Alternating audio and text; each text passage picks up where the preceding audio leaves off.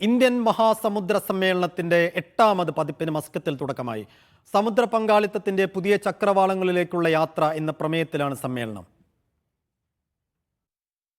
Indian മഹാസമുദ്ര മേഖലയിലെ സഹകരണം പ്രോത്സാഹിപ്പിക്കുന്നതിനും വെല്ലുവിളികൾ പരിഹരിക്കുന്നതിനുമുള്ള വാർഷിക അന്താരാഷ്ട്ര വേദിയാണ് ഇന്ത്യൻ മഹാസമുദ്ര സമ്മേളനം. സമുദ്ര പങ്കാളിത്തത്തിന്റെ പുതിയ ചക്രവാളങ്ങളിലേക്കുള്ള യാത്ര എന്ന പ്രമേയത്തിലാണ് മസ്കത്തിൽ 8ാം പതിപ്പിന് തുടക്കമായത്.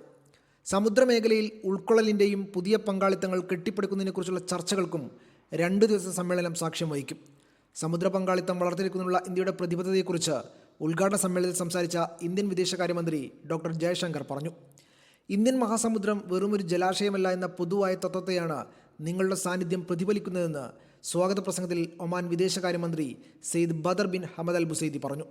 60-ലധികം രാജ്യങ്ങളിൽ നിന്നും അന്താരാഷ്ട്ര സംഘടനകളിൽ നിന്നുമുള്ള പങ്കാളികൾ സമ്മേളനത്തിൽ പങ്കെടുക്കുന്നുണ്ട്.